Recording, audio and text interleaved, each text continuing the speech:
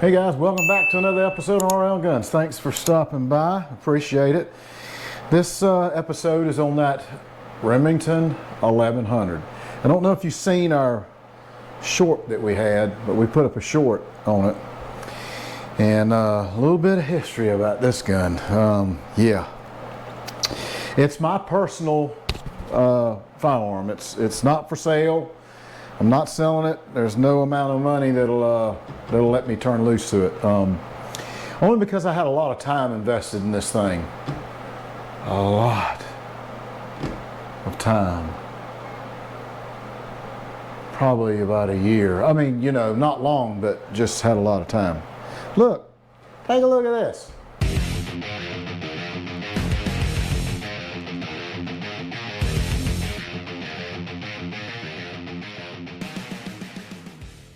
All right, we showed you in the short what it looked like. You can take a look at that right there. That is what it looked like. I went to my brother's house many years ago, okay? And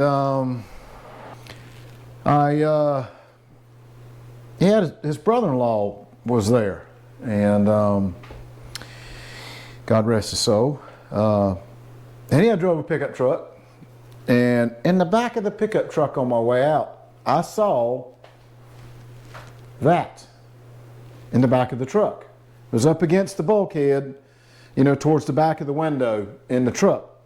That's all it was. It was just sitting there. And I asked him, I said, hey man, what is that? And he told me, he said, well, that was my Remington 1100. I said, what in the world? He said, man, I missed a deer, I got mad, and I hit it around the tree, bent the barrel, threw the barrel down, threw this in the back of the truck. I said, oh my gosh. I said, God, wasn't the gun's fault? He said, well, I know, but that's where it is. If you want it, you can have it. I said, oh, okay, yeah, let me take it.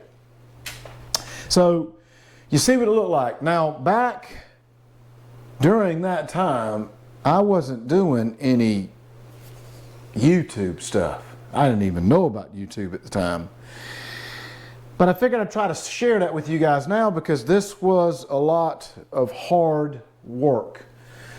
A lot of blood, sweat, and tears went into this thing. This thing, it took me about a year. May have been a little longer. But I mean, you see how it turned out. I mean, it's remarkable. It's just remarkably well. The barrel is brand new. Now that I had to buy because he, you know, obviously there was no barrel. He broke the barrel, or bent the barrel, I should say. So let me start out with this. So anyway, here's some pictures that I'm going to put up there, and that's really all I have. I don't have any footage. I mean, because at the time I was working on this thing, I thought, I'm never going to get it together. I'm never going to fix it. It's not going to work.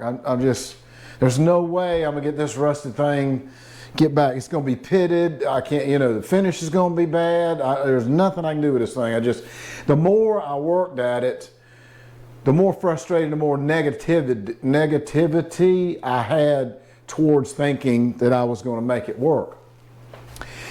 The only thing that got me to making it work was my brother told me, he said, dude, you can make it work. You ain't got much left to do on it.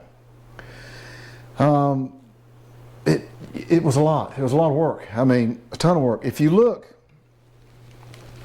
at, let's look at the receiver part. You see the receiver part, how well it turned out. Now, the bluing is difficult. My wife, I had to put it in my wife's oven. she was out.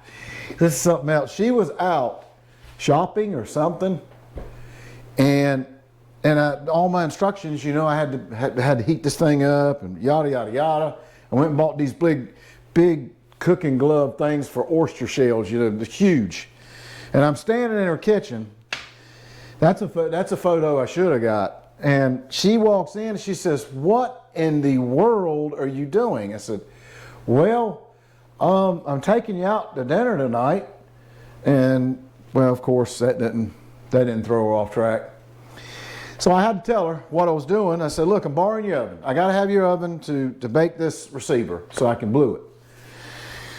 Yeah, I never heard the end of that. But look, here's the whole deal about it. This gun is in the family, or I should say the receiver part is in family, so it is not for sale, will not be for sale, will never go anywhere. I got on Evil Bay, you know, and had to look for a stock and a foreign grip, okay? All right, this one, this one. All right, so I found this guy, he was selling both of them. He had taken these off and put the composite black ones on, which I think that just destroyed it to me. He wanted $160 for these grips. I ain't never gonna forget it. I tried to haggle with him a little bit. He said, nope, that's what I'm selling them for. I said, well, I gotta have them. So I bought them. Got them in, and now you see the condition. This is what they were in. I've never done anything with them. This is exactly how I received them. I never refinished them. I never done nothing to them. Even the butt, you know, you see that? This is original OEM, a Remington 1100, foreign grip, and the butt stock. Those are original. Sorry, it looked like I was pointing a finger at you. I didn't mean that. That was just the way I was trying to hold this thing. But I did have to buy a barrel, like I said earlier. And that was expensive. That barrel was not cheap. But I did go ahead and get the ventilated rib, you know, since I can't get the original barrel, which is really what I wanted. But, you know, they kind of stopped making this particular one in 1987, I think is what it was. And I got a little bit of that stuff I can tell you about this thing here in a minute. So did have to buy a barrel. Believe it or not, I was able to save the bolt. Now you can tell it's still a little bit, you know, it's not perfect. It really ain't. But this thing works like a champ. I mean, I've taken it out multiple times and completely loaded it up, 5 rounds off as fast as I can pull the trigger, and it'll just shoot them right out, no problem at all. Everything seems to be good. We did have to replace the springs, some detenses. There were several things in there on the inside of the receiver we had to replace other than the bolt and the firing pin. But I did buy a new firing pin anyway because that thing it looked bad. So the firing pin, all the springs, the barrel or the bolt. And now it has been rebuilt inside. Now you can't see, there's really nothing that you can, I don't know if the light will show anything in there or not, but there's really nothing you can see in there as far as internally that was done. But we did rebuild that bolt. So everything in that has been done. Here's a funny thing. You see this little piece right here? Well, that wasn't on the firearm when I brought it back. But he called me like a couple weeks later. He said, hey man, I found something in the back of the truck you might need for that thing. And so we met up and he gave it to me and it was that. So that thing wasn't even in there. So I got lucky and got it back. But that was in the middle of tearing this thing down and just really, really stroking it hard. The next thing that we did have to replace that is not OEM is I did have to put a brand new trigger assembly in it. The whole trigger assembly. And the reason is the other one was so far gone.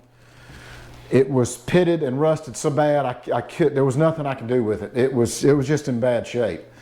We're talking about this thing. He said the thing was in the back of his truck for over a year in the rain and all the elements. So I was really worried about just even the finish on the receiver, if I was even going to get it right. And it's not pitted. Thank goodness it's not. So it went, you know, back together fairly well after that. But like I said, it took us about a year, a little over a year, just to work on this part. and find the other parts and get them in and get this thing together. So y'all can see all the pics of what I could find and put up. And I think they're all of them. I don't know.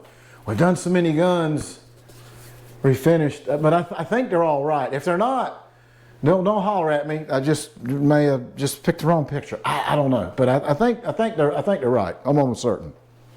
Okay. Well, the Remington 1100 was designed in 1963 by a Wayne Leake and a Robert Kelly. The Remington model 1100 was introduced in 1963 as a successor to the Model 58 and Model 878 gas-operated shotguns. Now, this gun goes back, to 1963, and they produced a lot of these things all the way up to I think 1987, I think is what it was.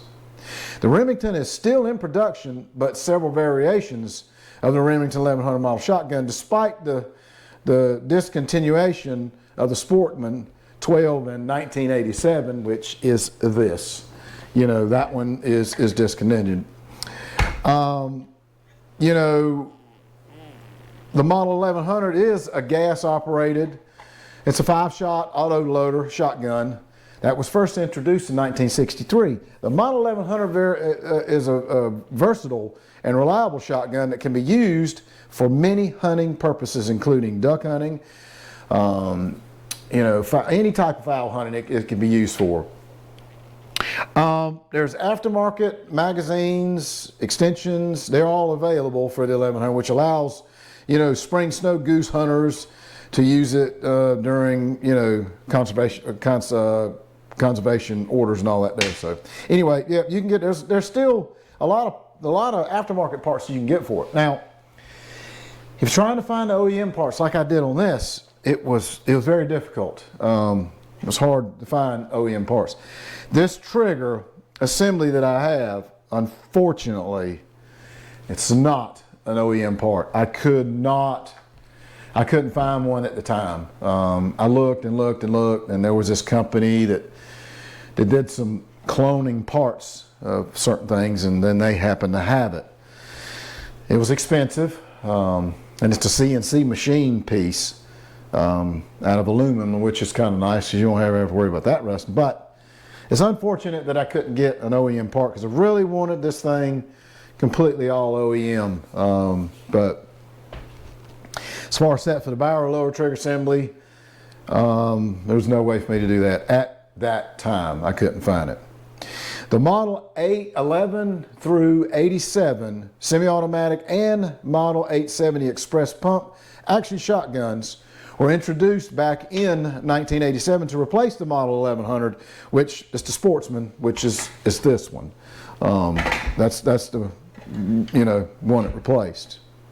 The Model 1100 Competition Synthetic was introduced in 2011, and a highly decorated 50th anniversary version was released in 2013. We have one of those, and we got one of those, or I got one of those. I should say I do. It's my personal one. I bought it off somebody, and they didn't take care of it, and it had surface rust, and it was a little pitting on the barrel or whatever, and I redid that too. And I got pictures on that. That's pretty. Man, it's got the little ducks and all flying over the side of the receiver, and it's really, really pretty. So I probably should put some pictures up just to show you the guys that firearm. Beautiful, beautiful firearm. I don't know of anything else to add on this thing. I think when I bought this barrel, if you look at the tip of it, it does have adjustable chokes. I just throwed in the full choke and left that in there just like it is, and not going to mess with it anymore. I think I'm just going to leave it at that. But anyway, guys, look, I hope y'all enjoyed the information on this thing, because that was painstaking and a lot of work, a lot of hard work. After you saw the picture of what this thing looked like, it's hard to believe that it turned out like this. It really is. But look, that's just another thing of saying, if you push your mind to something and you work hard, you take your time, and you work at what you want, you're going to get what you want. That's It's just the way it is. Y'all take care. Thank you so much for stopping by. Please, if you like this video, give me a thumbs up. I appreciate it. And subscribe if you don't mind. Need all we can get. Y'all take care. We'll see you on the next one.